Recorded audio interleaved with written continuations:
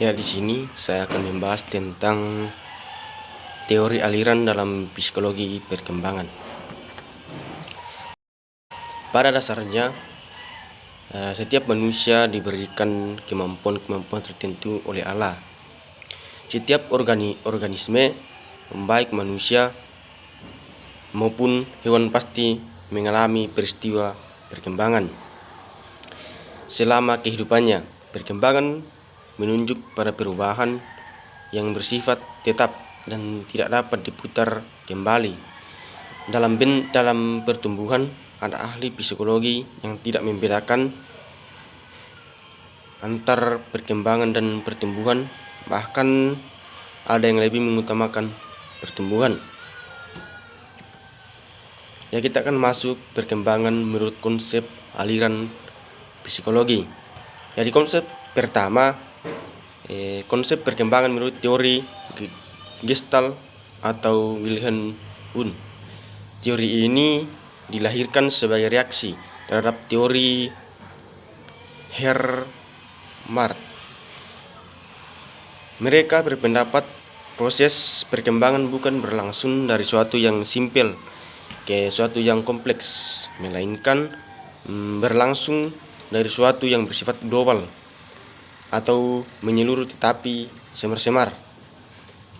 Semakin lama semakin dalam keadaan jelas nampak kebagian dalam keseluruhan itu. Neo Gestalt menambahkan adanya proses stratifikasi dalam proses diferensiasi.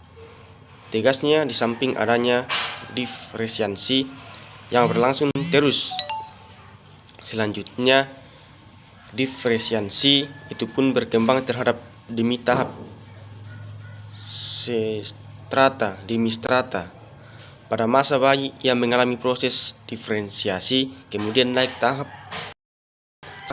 masa kanak-kanak. Dalam masa kanak-kanak ini, proses diferensiasi berjalan terus, kemudian naik ke strata masa anak, demikian dan demikian seterusnya. Ya, selanjutnya konsep perkembangan teori sosialisasi menurut James Mark Baldwin. Proses perkembangan adalah proses sosialisasi dari sifat individualistis. Baldwin terkenal dengan teori circulai. Ia berpendapat bahwa perkembangan sebagai proses sosialisasi adalah bentuk imitasi yang berlangsung dengan adaptasi dan seleksi. Adaptasi dan seleksi berlangsung atas dasar hukum. Efek tingkah laku pribadi seorang adalah hasil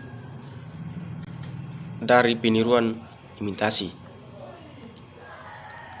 Kebiasaan adalah imitasi terhadap diri sendiri, sedangkan adaptasi adalah peniruan terhadap orang lain. Ya, bisa kita jelaskan di sini, kebiasaan imitasi adalah terhadap diri sendiri. Jadi kebiasaan imitasi timbul dari dalam diri sendiri, sedangkan adaptasi adalah peniruan dari orang lain.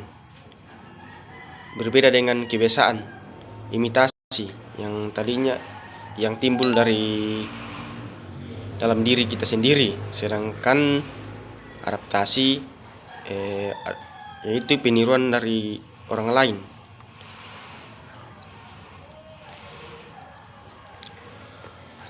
Oleh efeknya tingkah laku itu dipertahankan. Selanjutnya oleh efeknya sendiri tingkah laku itu dapat ditingkatkan faedah dan prestasinya.